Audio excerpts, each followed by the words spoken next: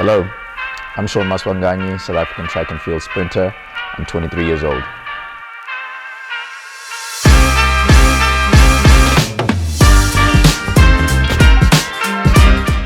The first medal I had on an international scale was African Champs Under 20 back in 2019 when I was finishing off in high school. That championship was an eye-opener for me in terms of my talent and my potential. Competing against Africa's best at the time, and to be able to put out world-class qualifying marks for my age group allowed me to actually get a scholarship to go study in the University of Houston. And that was pretty much like a gateway to another gateway, which led to an even greater gateway, so everything is always about a path. And I was just checking every single checkpoint, and it's essentially every big milestone I hit when it came to medaling in the NCAA scene, and ultimately going to world championships, making the Olympic team. It was literally work in progress. And me and my coach, Coach Carl, when he recruited me, he told me exactly what the plan was for the next couple of years.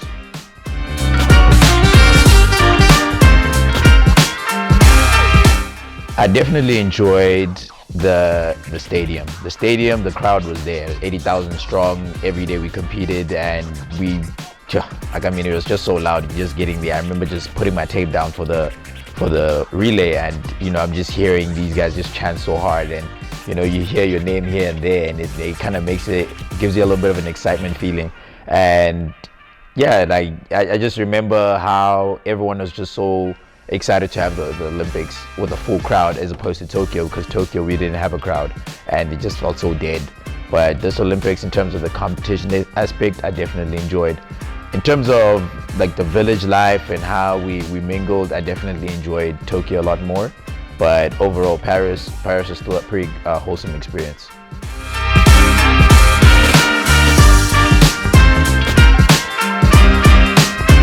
Me coming into the Bidvest OPEX program from the beginning of the year allowed me to better navigate my financial situation.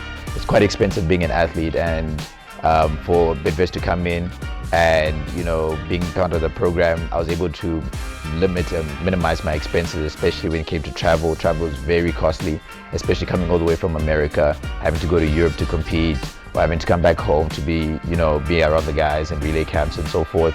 As well as just basic living, especially being based in America. It was definitely hard for the previous years, but Bidvest was able to step in through the OPEX program, and I was able to limit the expenses which would occur usually. And it goes a long way, because as athletes, like I said, it's quite expensive for us to be able to be at our best.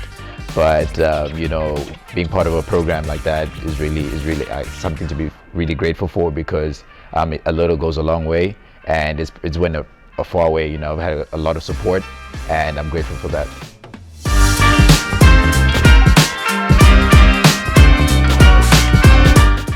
I always remember who I do it for.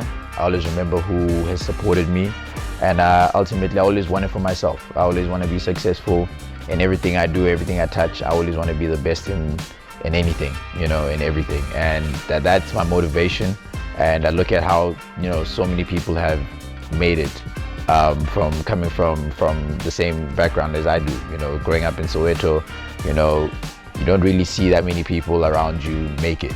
You might see a few neighbors here and there who get the right opportunities and capitalize. And through that's when you find that inspiration and that motivation. And that was ultimately me. I've seen so many people elevate their lives from nothing, and that gave me inspiration for me to actually want more for myself.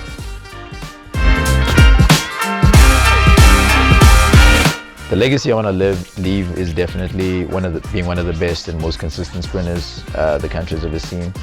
I take after Akani, because Akani is one of the most consistent sprinters the world has ever seen, and I want to live up to that expectation and to that name, because it's not easy to come out there and be consistent for over a decade, and for the most part I've been consistent for the last 3-4 years, even after the amount of workload I had. I was trying to make sure I get my degree and make sure I'm getting good grades, and I was sacrificing a lot of sleep trying to make sure I go to bed late, like trying to go to bed early as possible. But you know, when you have an econometrics exam tomorrow morning at 8, you know, there's no luxury for sleep. You know, you sleeping late, trying to wake up early, trying to make sure you study as much, missing practice to go to class and so forth. So I definitely had my fair share of, you know, having to make some sacrifices for the greater benefit of my career, even outside of track. But I don't regret it.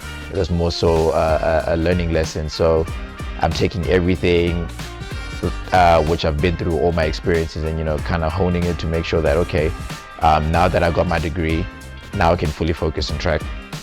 Now I can really achieve my track goals.